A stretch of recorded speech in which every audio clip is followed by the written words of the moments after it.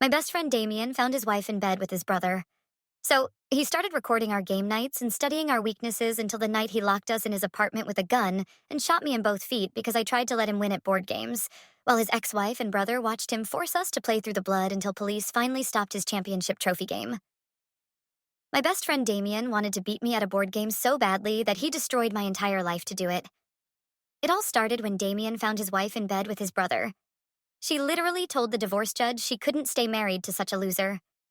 His kids had just told him they wanted to live with their mom and Uncle Mark because Uncle Mark has a huge boat. When Damien started sobbing on my couch, I didn't know what to do. 20 years of friendship, and I'd never seen him this broken. It was the first time I'd ever seen Damien cry. That's when I suggested we start a game night like the old days.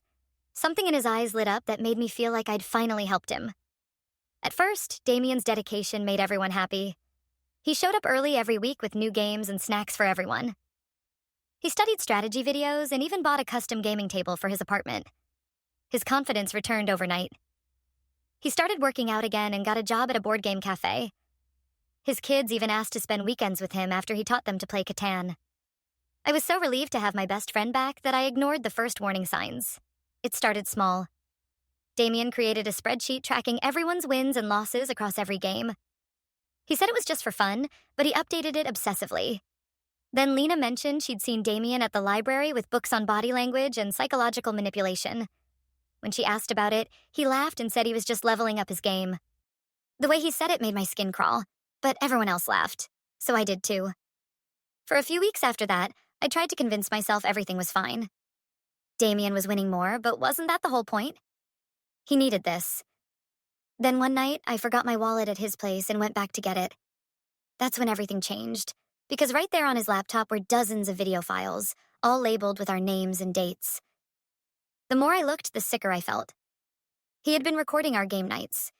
Each one was accompanied by notes analyzing everyone's tells and their weaknesses. This wasn't normal. This wasn't okay. I figured if I confronted him, it would make him realize how dark things had become. But instead of giving an explanation or even just awkward laughing, he snapped. "Don't you see? Game night is all I have left." He showed me screenshots of Monica's Facebook, where she'd shared an article about recognizing mediocrity in your partner and tagged her friends. Part of me understood his pain, but another part of me wanted to run. Instead, I just stood there and said nothing like a coward. Everything exploded the night we played for the championship trophy. Damien had been awake for 3 days straight practicing. He'd invited his brother Mark to watch him win. As we all sat around the table, he announced the new rule. All phones had to be put in a lockbox to increase focus. Seemed reasonable. Everything was smooth sailing until we heard a knock at the door. It was his ex-wife Monica, standing there with 2 cops on either side. Turns out Damien had missed an emergency custody hearing. Mark stood there smirking while Monica told the officers the kids were scared of their father. The second they left, Damien locked the deadbolt and pulled out a handgun. My blood went cold. "Sit down, Mark. You're playing." Mark laughed until Damien shot our friend Chris in the shoulder. Chris screamed and blood splattered across the wingspan board. I couldn't process what just happened. This wasn't real. This couldn't be real. Every time someone doesn't play their best, someone bleeds. Damien shouted. Monica was sobbing and begging him to think about the kids. My hands were shaking so bad I could barely hold my cards. I kept looking at Chris's blood spreading across the table, thinking I was going to throw up. "The kids need a father who wins," Damien exclaimed. He forced Chris to keep playing with his good arm while his girlfriend tried to stop the bleeding with napkins. I wanted to help Chris, but I was frozen in my chair. 20 years of friendship, and I didn't know who this person was anymore. That's when Ben admitted he felt dizzy. Damien laughed. "Ha ha ha, that's because I spiked all y'all's drinks. Now we're all equal. Pure strategy." Suddenly, it all made sense. That's why everything felt off. He'd planned this. My best friend had planned all of this. I tried to play badly at the game to end it faster. Damien noticed immediately and shot my foot. The pain was unlike anything I'd ever felt. 20 years of friendship and you try to let me win?" He screamed, tears running down his face. "Play for real. Show them I can win something." Mark tried to rush him, but Damien pistol whipped him so hard he went down cold.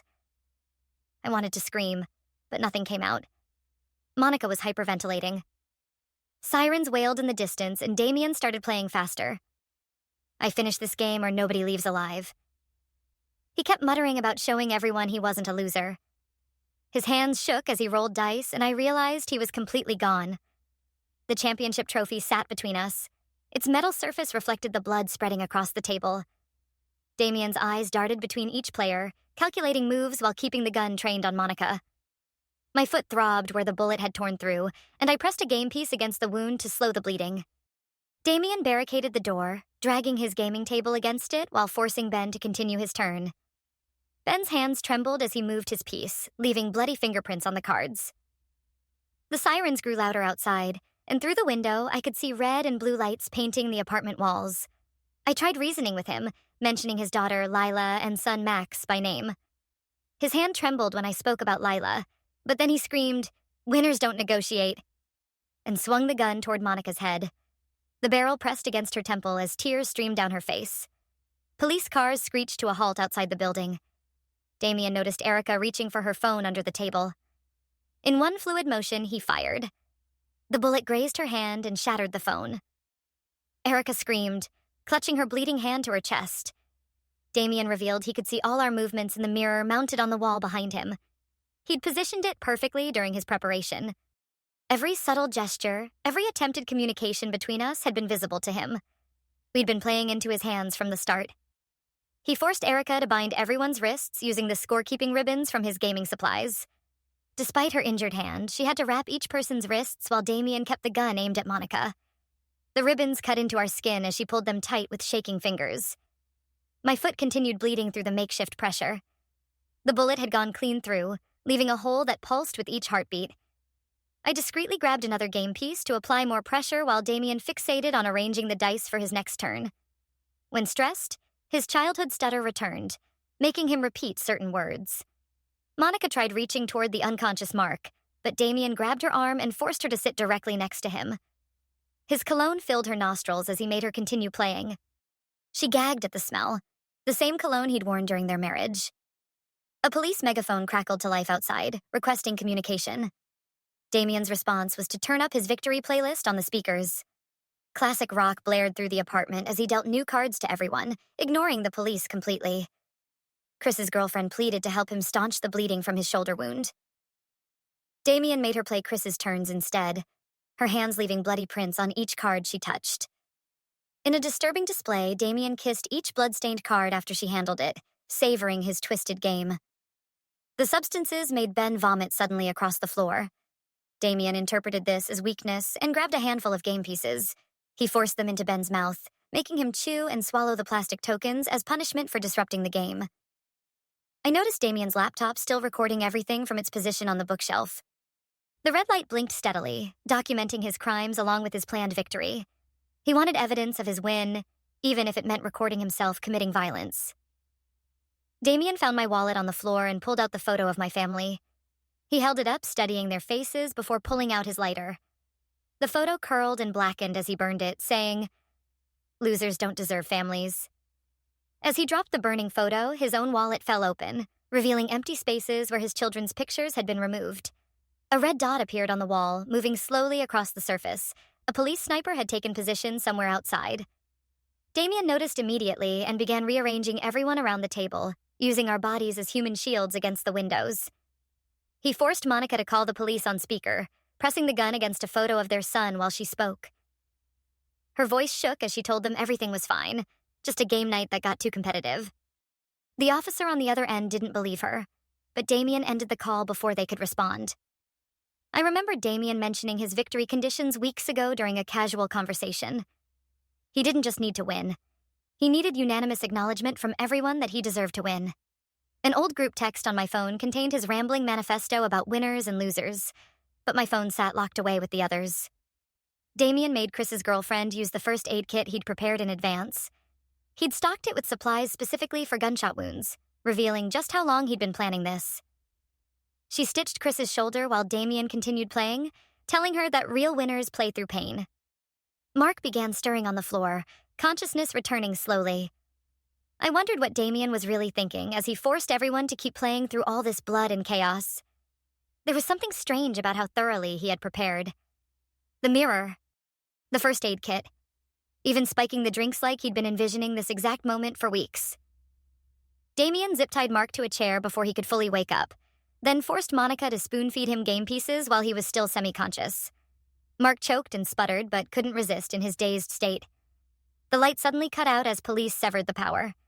Damien calmly reached under the table and pulled out battery-powered LED camping lanterns he had prepared. His recording equipment continued running on backup batteries. He'd thought of everything, planning for weeks to ensure nothing could stop his game. During my turn, I created friction between Damien and Monica by asking about specific details of her infidelity with Mark. The questions made Damien's face contort with rage while Monica sobbed harder. The manipulation felt cruel, but I needed to find any weakness in his control. Damien's phone lit up with missed calls from his kids. Monica mentioned they were scared, wondering where their daddy was. This made Damien spiral further, and he fired through the window toward the police cars outside. Glass shattered as officers dove for cover. Ben's disorientation worsened as the substances took full effect. He started seeing the blood patterns on the table morphing into game boards, pointing at hallucinations only he could see. The sedatives Damien used apparently had hallucinogenic side effects he hadn't accounted for. Damien forced everyone to sign a statement declaring he won fair and square. He made us use Chris's blood as ink, dipping our fingers in the pooling crimson to mark the paper. The document would mean nothing legally, but in his twisted mind, it would prove his victory. Erica's husband arrived outside, having tracked her phone location when she didn't respond to texts. Damien made her go to the window and tell him she was finally playing with a real winner. Her husband's confused shouts echoed up from the street as she delivered the message through tears. I noticed Damien sweating profusely more than the situation warranted. He had drugged himself too, ensuring what he called fairness in the game. His aim wavered slightly as whatever he'd taken began affecting his system. The playing field was evening in unexpected ways. Monica tried calming him by admitting she'd lied in court about certain things during their divorce. She hoped the confession would satisfy him, but it only enraged him further. He screamed about manipulation and betrayal, waving the gun wildly as his control frayed. A police negotiator's voice came through the megaphone, mentioning they were contacting his therapist, Dr. Marquez. Damien exploded at the mention of the name, screaming that his former therapist never understood winners, never grasped what it took to succeed. The negotiator had unknowingly hit a nerve. Damien made everyone recite why he was better than Mark, while Mark slowly regained consciousness in the chair. He demanded creativity in the compliments, rejecting generic praise and forcing us to dig deeper. Each person had to provide specific examples while Mark's eyes fluttered open, trying to focus through the haze of his concussion. I decided to test Damien's reaction by intentionally losing my turn. The moment my game piece landed in the wrong spot, he screamed about balanced punishment and shot my other foot. The bullet tore through flesh and bone, sending waves of agony up my leg. Blood pooled beneath my chair as I struggled to stay conscious. Chris's girlfriend had positioned her phone against the game box earlier, secretly recording everything. When Damien discovered it during a board reset, he grabbed the device and smashed it against the wall. His face went pale when he realized the recording had been live streaming to her social media account. Evidence of his crimes was already spreading across the internet. Ben's hallucinations intensified as the substances peaked in his system. He started talking to his dead mother, reaching toward empty air and crying. Damien seized on this vulnerability, claiming that winners made their mothers proud while losers disappointed them even in death. Ben broke down completely, sobbing uncontrollably as reality blurred around him. Damien forced Monica and Mark to play as a team, making them hold hands while moving their shared game piece. Monica's entire body shook with revulsion as she touched the man who destroyed her marriage. Mark, still groggy from the head injury, kept apologizing to her in slurred words that Damien mocked relentlessly. The police attempted to pump tear gas through the broken window. Damien had anticipated this too, frantically sealing the gaps with wet towels and duct tape from his emergency supplies. His preparation showed its first real limits as wisps of gas still seeped through, making everyone's eyes water and throats burn. Erica and I developed a subtle communication system using eye movements and finger taps. While playing, we spoke in code about our children, using game terminology to discuss potential escape routes. Damien noticed our connection and separated us at the table, but we'd already established our silent language. Damien revealed he'd been practicing this specific game obsessively for months.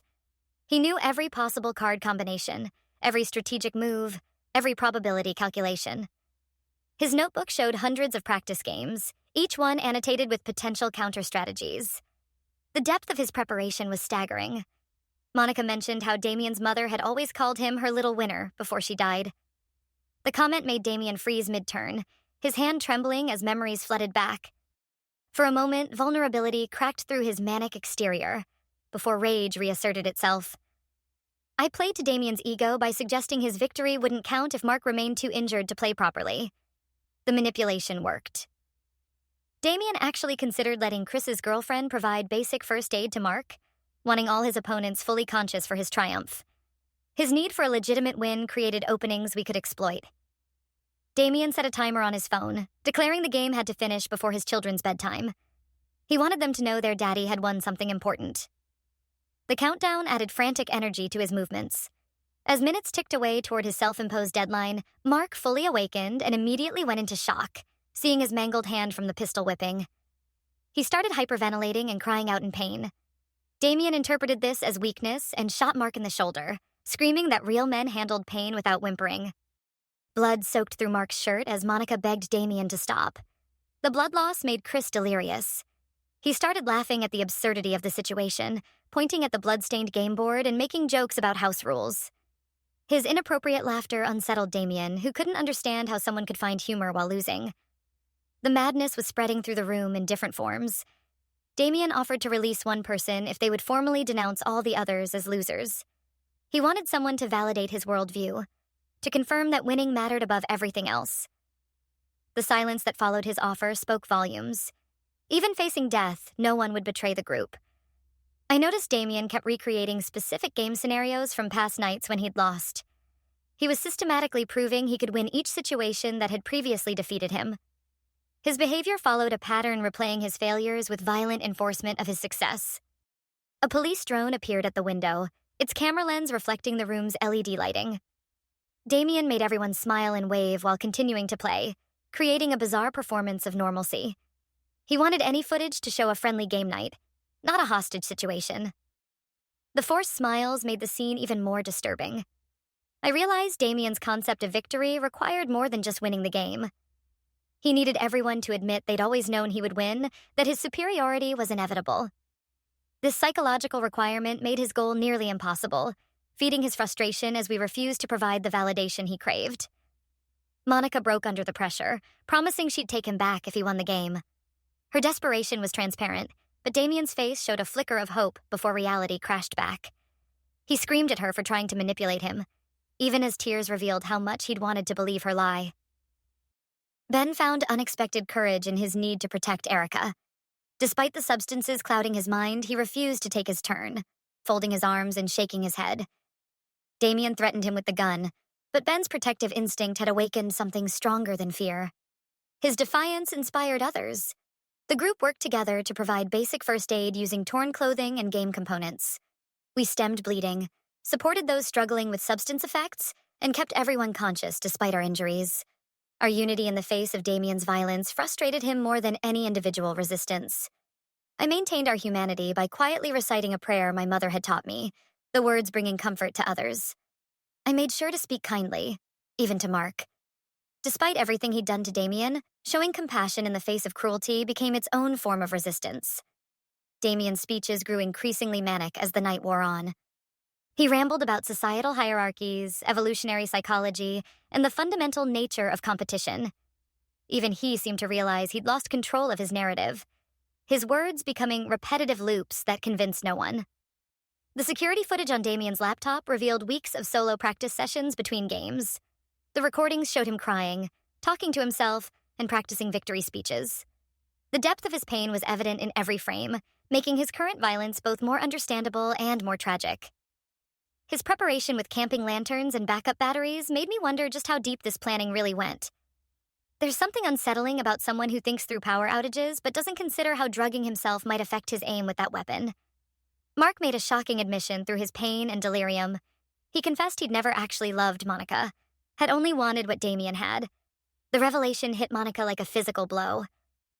Her horror was genuine as she realized she'd destroyed her family for someone who saw her as a trophy. The group dynamic shifted as the night progressed.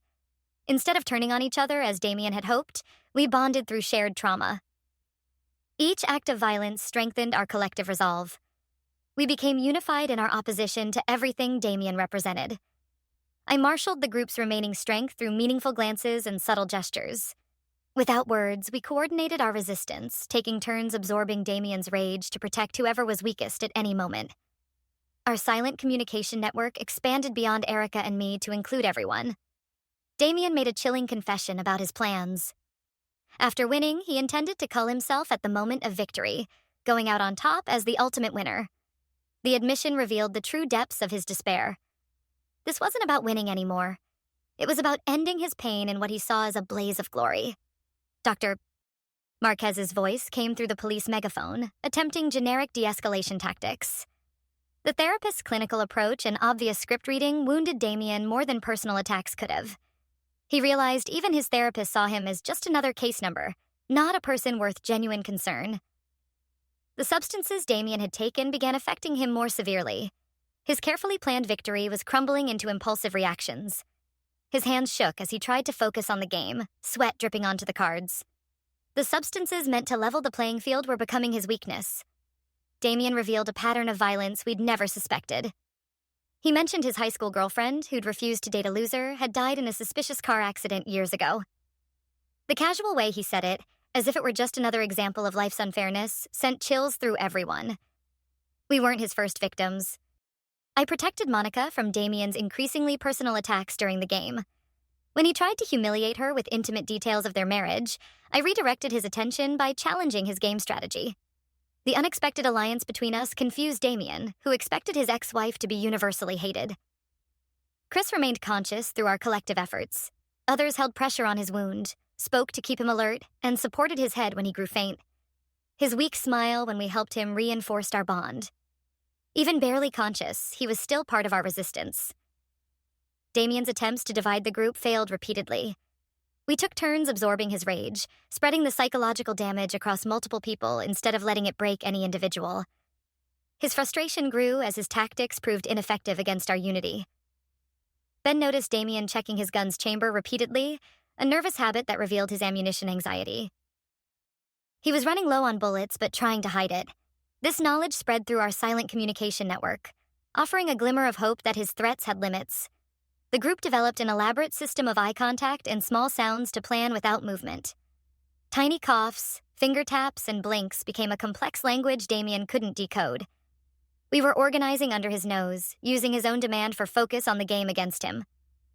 Damien's laptop displayed a drafted suicide note blaming everyone but himself for his situation.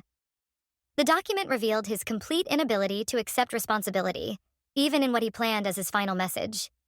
He'd cast himself as the victim in his own violent narrative. The deadline of his children's bedtime came and went. Damien frantically tried calling them, but Monica's sister wouldn't put them on the phone. Missing this self-imposed deadline shattered something in him.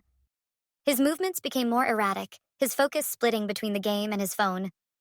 Mark's delirious mumbling about Monica triggered Damien's rage. In his pain and blood loss, Mark kept apologizing and calling her name.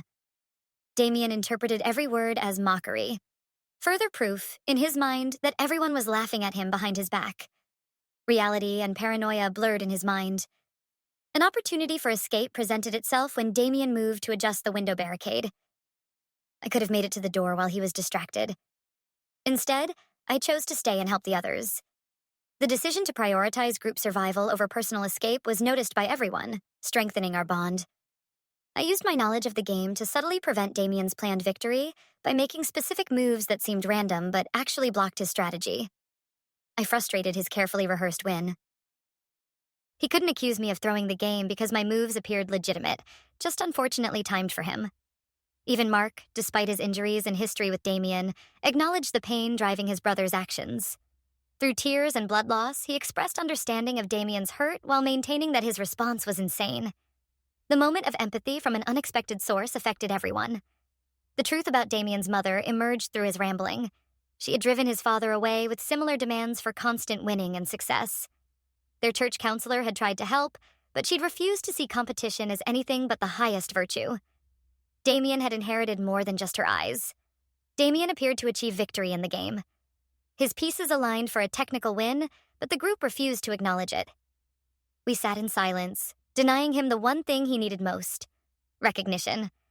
His triumph felt hollow without our admission of his superiority. He threatened to call Monica first if we didn't admit he'd won fairly. The gun pressed against her temple as he demanded each person state that he was the better player. His voice cracked with desperation. Even with violence, he couldn't force the validation he craved. I challenged Damien to a different game, one he hadn't practiced obsessively. The suggestion that his victory was meaningless because he'd only won through preparation, not natural talent, struck at his deepest insecurities. He actually considered it. His need to prove himself warred with his scripted plan. Damien revealed he'd saved 3 bullets specifically for Russian roulette. 1 for Monica, who'd betrayed him. 1 for Mark, who'd stolen his life. And 1 for me, who'd failed him as a friend. He wanted to make us play his final game, turning our lives into one last competition. The group faced an impossible choice when Damien demanded we select who would play his deadly game. Our unity held firm as we refused to choose. No one would condemn another to face those odds. Our collective refusal enraged him further. Chris's girlfriend volunteered to play, saying she had the least to lose since she wasn't part of the original conflict. Others physically blocked her from moving forward, refusing to let her sacrifice herself. The protective gesture showed how deeply we'd bonded through the night's trauma. I proposed that Damien play Russian roulette against himself, suggesting that the ultimate winner needed no opponent. The psychological manipulation worked. Damien actually considered it, seeing a twisted logic in competing against the only person he considered worthy himself. Monica admitted she'd found 1 recording device last week, but had been too scared to confront him. Her confession made others realize they'd noticed odd behaviors too, but dismissed them. We'd all seen warning signs and chosen to ignore them. Our collective denial had enabled this moment. The weight of our complicity hung heavy in the air. Damien's laptop showed he'd been streaming everything to a private server, preserving his victory for posterity. The realization that our ordeal was being documented elsewhere made the situation feel even more surreal. He'd created multiple backups of his triumph. The group judged him together, not as losers, but as humans, pitying his emptiness. Our collective gaze held no hatred, only profound sadness for what he'd become.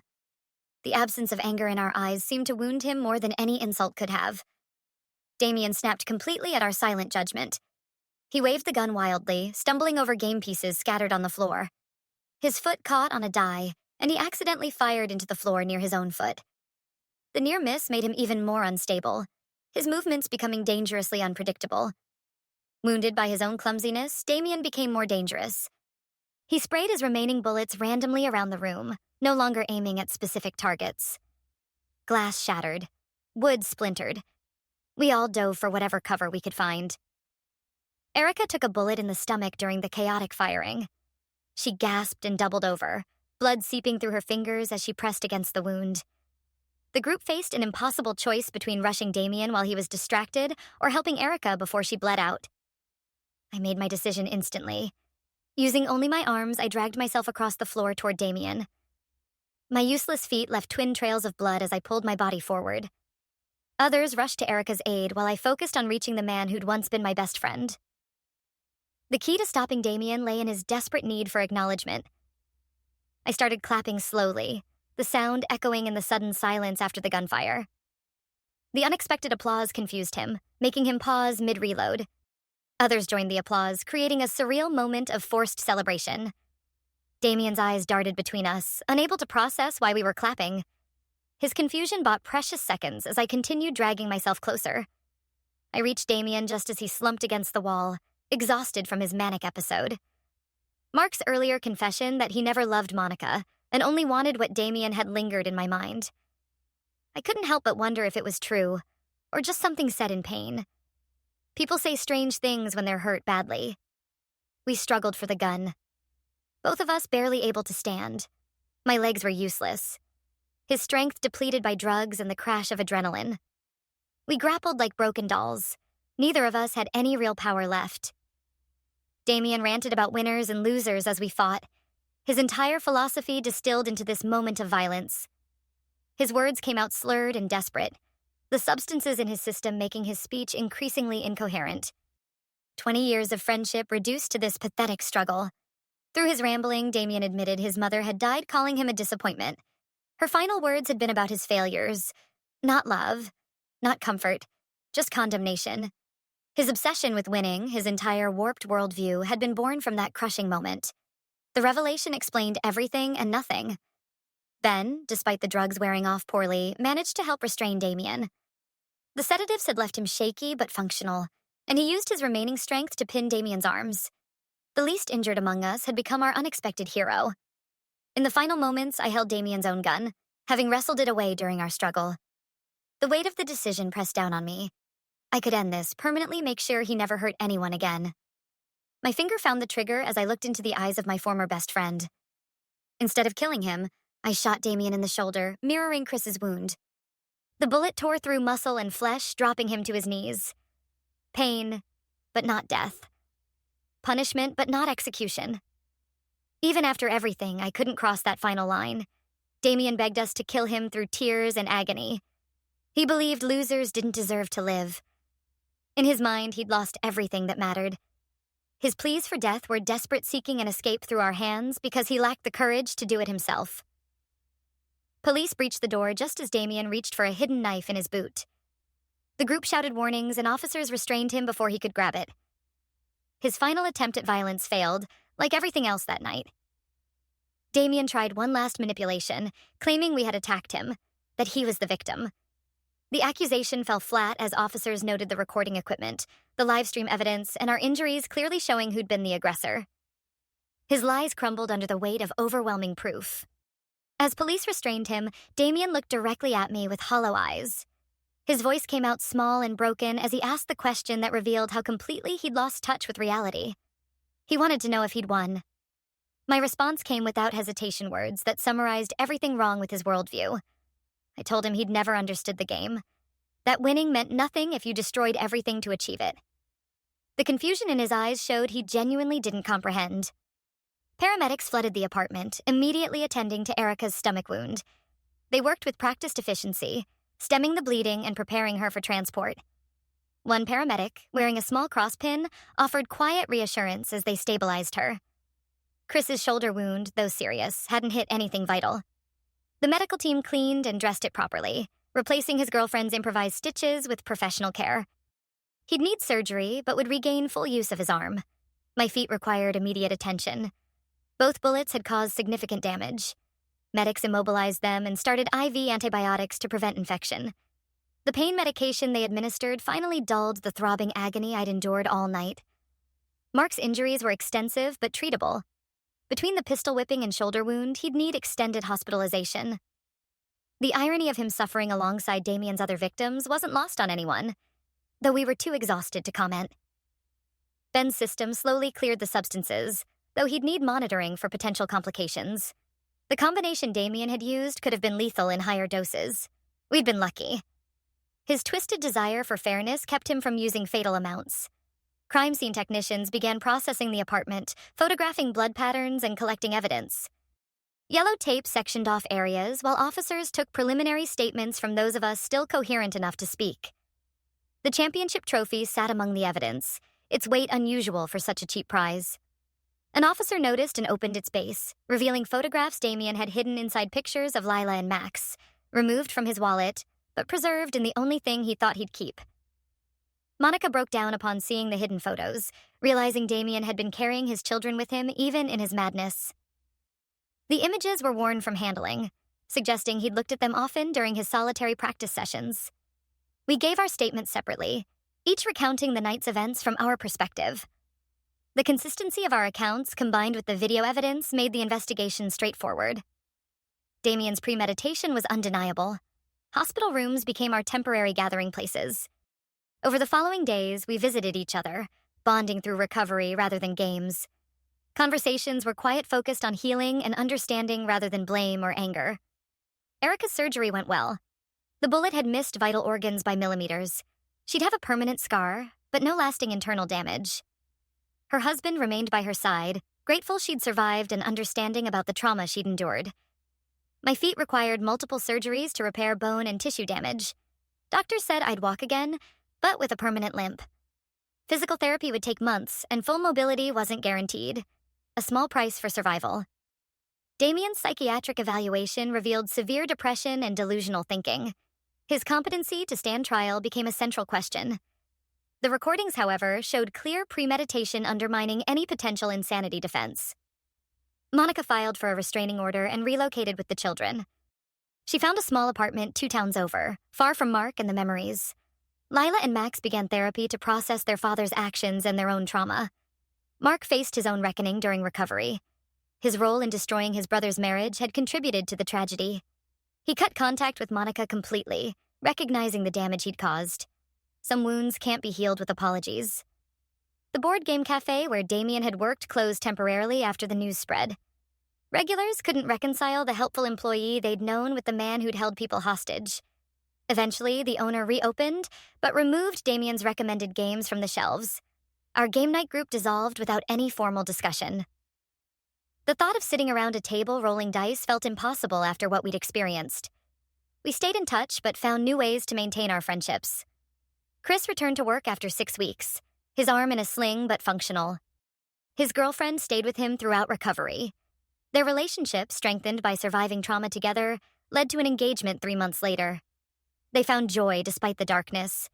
Ben and Erica grew closer through their shared experience. Their bond, forged in crisis, developed into something deeper during recovery. They began dating quietly, finding comfort in someone who understood without explanation. I returned to work on modified duty, unable to stand for long periods. My colleagues treated me differently, unsure how to act around someone who had survived something so extreme. The normalcy I craved remained elusive. Damien pleaded guilty to avoid trial, accepting a 15-year sentence. His lawyer argued for leniency based on his mental health, but the judge weighed the premeditation and violence heavily. The recordings Damien had made to document his victory became the key evidence against him. During sentencing, Damien showed no emotion as victims gave their impact statements. He stared at the table, occasionally glancing at the seats where his family would have sat. The courtroom was notably empty on his side. Monica didn't attend the sentencing, choosing to focus on her children's healing instead. She sent a written statement detailing the impact on Lila and Max, who still had nightmares about their father. The judge read it aloud. That was the moment Damien finally cracked his composure, breaking under the weight of his children's pain. 6 months after that night, the survivors met for coffee. Chris walked with a cane but moved confidently. Erica's scar was hidden beneath her shirt, though she unconsciously touched the spot when nervous. I still limped. Probably always would. We didn't talk about games or winning or losing. Instead, we discussed work, relationships, and daily life normal topics that felt precious after surviving something so abnormal. We'd learned what actually mattered. The coffee shop where we met had board games available for customers. We noticed but didn't comment. Each of us understood why none of us reached for them. Some activities are forever tainted by association. Our monthly meetups became a quiet ritual. Not therapy sessions, not formal support groups. Just friends checking in. We'd been bound together by trauma, but we stayed connected by choice. The experience we shared created a kind of understanding that didn't need to be spoken aloud. Monica sent the occasional update about the kids through Chris's girlfriend. Lila had started playing soccer, channeling her energy into movement and teamwork. Max joined the school choir, discovering his voice through music. They were healing in their own ways. I still thought about Damien sometimes, wondering if prison had given him the structure he always seemed to crave. His obsession with rules and order might find some outlet there. Or maybe confinement had broken his competitive spirit entirely. The apartment where everything had happened was eventually cleaned and re-rented. The new tenants had no idea about the blood that had seeped into the floorboards, or the terror that had once filled those walls. Places move on, even when people can't. Our scars remained, reminders of how easily friendship can twist into something monstrous. Damien had been desperate to prove he wasn't a loser. But in trying to force a victory, he'd lost more than any game could ever measure. His children, his freedom, his friends, his humanity. We had survived Damien's game, but the idea of winning felt hollow. There were no victors that night, only survivors trying to rebuild their lives around what couldn't be undone. We learned that some competitions aren't worth entering, some trophies not worth claiming. The championship trophy was returned to Monica after the trial. She threw it away immediately, not wanting any reminders of that night. Later, she regretted not saving the hidden photos of the kids, one of the few pieces of evidence that, somewhere beneath the madness, Damien had still loved them. Life went on in quiet, ordinary ways.